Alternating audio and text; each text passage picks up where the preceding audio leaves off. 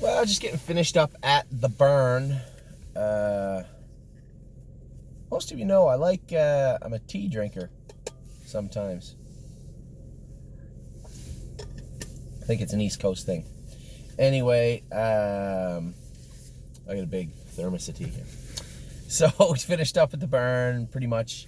Amy had turned out her horses. I have to go down and check on a couple of race horses for tonight, make sure everything's all right. I know that Kevin and Jason already have, but wouldn't be doing my job if I didn't also. So we're gonna go through the 2-year-olds here real quick. The 2-year-olds are 2-year-olds. They're not 2 now; they're 3.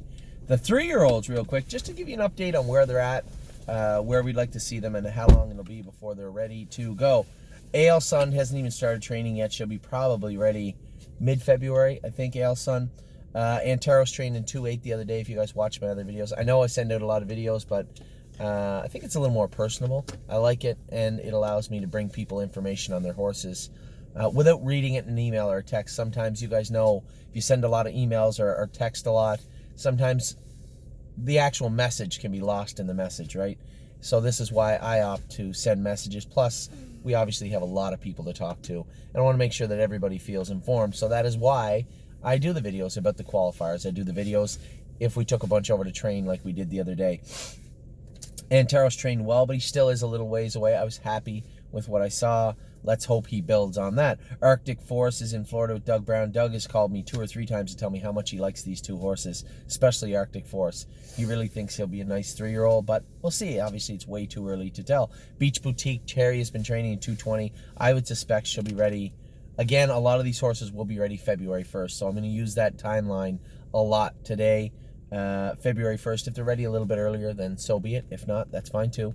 Beach Boutique should be ready February 1st. Beach Bum BB just came back in. She's still jogging. She won't begin training for another couple of weeks yet. She'll be ready closer to March, mid-February, closer to mid-February or end of February, first part of March.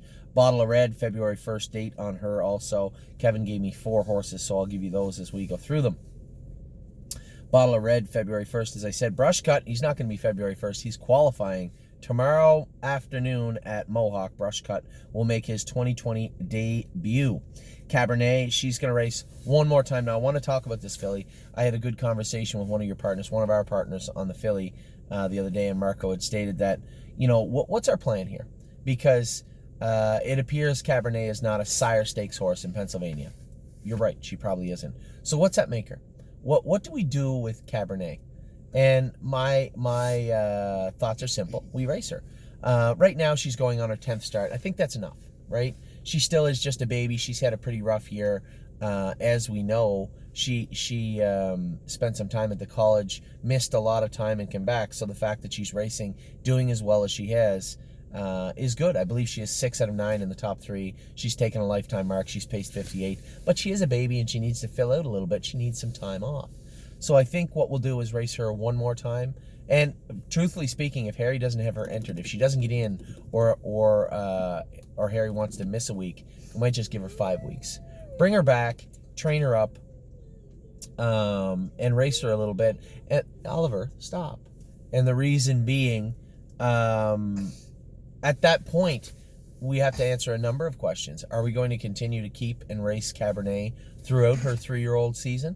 Are we going to potentially sell her to somebody that may want to race her in the Stallion Series or stake program in Pennsylvania, maybe the Fair program? Or are we going to continue to stay the course? Now, this is important, and I want everybody to understand this. Somebody like Marco, who is absolutely your typical, normal, average person, just a nice guy, calls when he wants to know something, which I like. He said it quite bluntly. He said, I don't really want to. If they can't make $45,000 on the B tracks, it's hard to get too excited, right? They're barely breaking even. You're not really putting a lot of money in your pocket. You're certainly not paying down any of the principal of buying the horse. These are the types of people that want to own a racehorse. They've been in the game a long time. They've been there and done that. But at the same time, we want to give them an opportunity to, many of these clients, to roam free also in our stable. That's why we built in the back end so that people could get out if they want. Now, If the majority, if there's an appetite to keep and race Cabernet throughout her 3-year-old season, after we rest her and bring her back, then we'll do so. But it also gives Marco an opportunity to know that up front and to move his shares if he so feels. And if we have enough people that say, geez, it might be worth exploring selling her to somebody in Pennsylvania potentially, that's something we can do also. She's a very well-bred filly. We do have a couple of brood mares. These are other we have a lot of options, and I like the fact that we have a lot of options to look at for our clients. Right now, call a spade, call her a gatekeeper, call her what you want. Cabernet's an okay horse. She's a non-winners a 1, non-winners a 2 horse that will likely end up in a condition claimer at some point. But much like Five Run Homer, there's a place for horses like that in the stable as long as they can do well and give some excitement to the people that own them, and the people that were looking for a bit more out of Cabernet, give them an opportunity to move their shares. And for the people that weren't, sit down and watch their horse race all summer and spring. So for a horse like Cabernet, a horse like Five Run Homer, this is the position they're in, right? You have the horses that are below the line that really we need to probably move on. You have the horses just below the line, just above the line, that are useful horses. They're nice to race. They serve their purpose, and they're nice to be around. Cabernet's a nice filly, and then you have the horses that are, let's call them prospects. Horses that we want to see how good they are. Hopefully, they're a little bit better than that run-of-the-mill average horse, and hopefully they're up in the top echelon. And then you get to where Yes is, where I hope Cavill Hanover. He might be teetering on that prospect line and that 3-year-old line. Cavill Hanover is. So Pine, West 52nd. White Tiger. We have a number of horses. Stonebridge Simba. We have a number of horses that fit that model, and that's what we're after. We're after building a strong stable, but giving something for everybody. So Cabernet, we'll probably give her some time off, bring her back, and continue to reevaluate as she's training down, as she's getting ready, and as we begin to race her again. It would be nice to see her turn into a Mohawk filly, wouldn't it? There's nothing really stopping her. She has the ability. She can pace probably 55, 56 if we put a little more muscle on her, let her joints cool down from the last 9 starts that she's had, and let her race. So that's where we're at with a horse like Cabernet, and it's much like a number of horses we have. Where do they fit? A horse that I own a significant stake in, Rose Run Versatile. Very similar to Cabernet. Where's she going to fit? I'm not sending her back to Pennsylvania to be a Stallion Series 3-year-old. The Stallion Series races, 4-5 times for $20,000 over an entire summer. So you're left racing in the non-winners of 1, non-winners of 2, paying an outside trainer to take care of that horse, where they could race here 15 minutes away at Mohawk for virtually the same money, maybe more when you factor in how much it costs to race them. And it's not that I got perfect example. Tim Twaddle did a great job. His bills were not expensive. He was very, very, very easy to work with. But at the same time, those horses could be racing here at Mohawk, Flamborough, Georgian, Kawartha throughout the summer. And if there's more money in racing them in Pennsylvania, then that's where they'll be also. But we need to know what we're dealing with, right? So when I talk about some of these horses, a horse like Bottle of Red, we don't know yet. She's still in that prospect level. She could be any kind of horse. But I think we got a pretty good idea. Cabernet, give or take, what we hope she could be, what she could be, what she is, and down below, worst case scenario, what might happen. I think they're all fairly positive things, and I think that's a plus for Cabernet. I told one of our clients I was going to start from the Zeds this week because he hates scrolling all the way down to the T's to hear his horse. So Jeff, maybe next week. Next, Canadian Titan. She's a filly I have really high expectations for. You probably know that, the position I put her in. Titan's in this barn. That's right. She's right there, Ollie. She's really grown up. She got big. She did exactly what we wanted her to do when we turned her out, and that's get big and strong and grow up. I think he did. He's a big boy too. So Canadian Titan, really excited to see what Titan's going to do this year. Very excited to see her on the track and back in action. She won't be ready for a little bit yet. Probably March. Capistrano's back jogging, but again, she won't be ready till mid-February, first part of March. We gave her lots of time off. She had a few little issues that we were trying to clean up. She's back going now and looks good. Classic Con, this is a horse that is back going close. I probably will have him on the sale list for Ohio, but we'll probably get him raced. He'll probably qualify in the next 2 weeks. We'll get a look at Classic Con and what we're doing with him and where he sits. Compass Rose DC, she, much like Canadian Titan, really grew up, really got big and looks great. Really, really happy with the way Compass Rose DC has matured. Don't believe me, just watch. He was small when he left. He's still small, but he's really chunky. Really excited to see how Don't Believe Me, Just Watch is going to train down. These horses, again, these are probably the later part of February horses will be ready to go. Emerald Mist, she won't be ready to go in February. She'll be ready to go in January. She's trained well, looks good. And now I believe Kevin had told me February 1st with a number of them, but I know he's been in 2-5 with Emerald Miss already, so I suspect she's going to be a little bit ahead of the other horses. Enduring Strength, another horse that grew up and looked good. He's back jogging now. Looks like a March 1st deadline for that guy. Excellent Nation, he's racing right now. We're going to race him back on Thursday. Really excited to see Excellent Nation. I was a little disappointed with his first start, but he pays 57 on an off track. Can't really fault him for that. Ollie. Forged in Fire is qualifying Monday.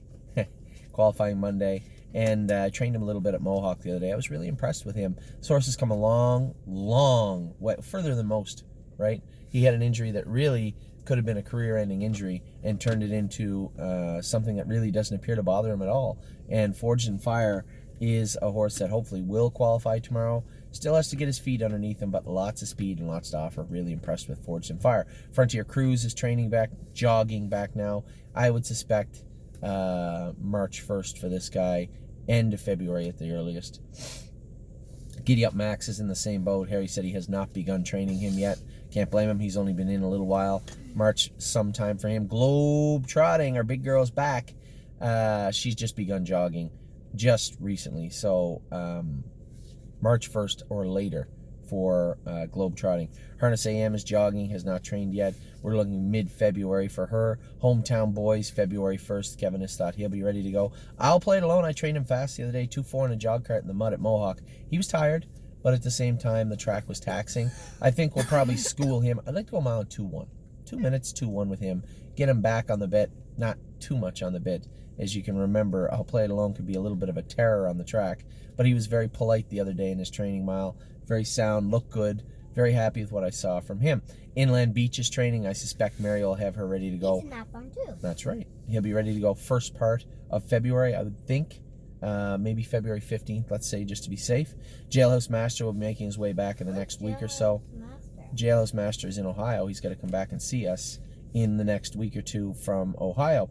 Jojo, I call him, old Johan. He's going to, couldn't train him in this track, so probably sneak him over to Mohawk, or run him. I'd like to run him at Mohawk, give him a pretty good workout, and then take him up within the next 48 hours after that and get that leg scanned to see how it looks. Just for Me and You is back training now. She'll likely be ready mid-February. Knockdown Dragout, as I said, I did get an update from Sarah Svanstead. She said that Knockdown Dragout would be training her first mile January the 6th. Tomorrow, maybe? Tuesday. I'll follow up with Sarah and ask her how she went and what they thought of her. So Knockdown Dragout will be training her first mile on January the 6th. Miss Brampton Beast is down with Kevin. She's jogging now, probably looking at mid-February to first part of March with her. Miss Mischief Maker, probably on that February 1st list. She's been training for a little bit. Muscle Chrome has been training for a little bit, close to February 1st also for her. Nancy Allison's going to come up to the barn. I would suspect I can probably get her ready in a month. So Nancy Allison will be ready to go again February 1st. Need your opinion. Back jogging, but not training yet. As is the next horse, Olympic Hopeful. Two different countries, 2 different climates. Olympic Hopeful is back going in Florida, and Need Your Opinion is back going here in Canada. I suspect around March 1st-ish for both of them. Overdue Mission is close to starting her training back, as is Path of Totality. They come in the exact same time. They'll both begin training around the same time. Really Blue Chip in Florida, Doug is jogging her. He likes her. She probably won't start training. End of month, should be ready for the first part of March, I would suspect. Rose Run Valiant's back jogging, not training yet. He'll be ready on that March 1st schedule we're hoping for. Rose Run Versatile will be very close to the first part of February. She'll be ready to qualify. This filly has looked good training. I caught her training a couple of times here at the track. I thought she looked really, really well. Sebastian Yu, getting down to his little more comfort speed. We said we had a problem going slow with him, but that 20-25 range, that's his 40. It's his new 40. So he doesn't like going in 35 or 40, but 20-25, he feels a lot more balanced. I like what I saw on the track the other day. I suspect he'll be ready to go February 1st. Sometimes things happen. It'll be a little bit later, maybe the 15th of February, a little later than that. For him, he's a big colt, got a big frame to train into. So sometimes things happen a little bit longer. So Spend That Money looks huge now. She's very, very big, looking good. She'll begin training within the next 3 weeks. Likely, again, mid-February to the end of February for her. Spirit of Dio landed in Florida last week. She's back jogging now with John Boutenchain. He said she's very, very big and looks great. Sunshine and Shade is back jogging. We'll probably start training him next week. Not this week, next week. And have him ready. He too will be ready probably February 1st. He had a little bit of shorter vacation, only a month off for him. We'd like to start him at Mohawk and have him racing full-time at Mohawk. Don't have much interest in going to Flamborough with that guy right yet. I think any Flamborough starts ahead of his 3-year-old season might be viewed, in my mind, as wasted miles. I want to turn him into a Mohawk horse and see what we have. I mean, it's a lot to think that he could be a gold horse, but I would expect him to be a grassroots horse here in Ontario. But we will see what Old Shade has in store for us in the very near future. Horse that knocked my socks off last week, really impressed me the way she trained, was Susie K. She didn't look like she grew that much, filled out a bit more, but man, oh man, I trained her the other day, and Carmen Osiello had a horse come with me, and she put it on him bad, and come 29-3 through the wind, through a deep track, looked impressive. I think we're just going to go ahead and qualify her. I wouldn't be surprised at all. She went a mile and 2-1 and did it the right way on Thursday at Mohawk. Trafalgar is back jogging now again. Much like Shade, I suspect first part of February they'll be ready to go. Watch Avenue is going to need a little more time. We're looking probably at the end of February for him. Wiggle Delight, mid-February for her to end of February. She just started going now. Willpower Fashion, I know that Kevin started training him. I've seen him on the track. He looks sharp as a tack and has really filled out good. I think Willpower Fashion, another horse, he'll be ready to go mid-February to end of February, and the same with Zeb's Sunshine. So that's all the 2-year-olds. That's a little update on all of them. Some of them will be ready to go very soon, some of them mid-February, but all of them should be ready to go by March 1st. Talk to you guys soon. I'll be back in a minute. We're going to talk about all the babies and all the barns.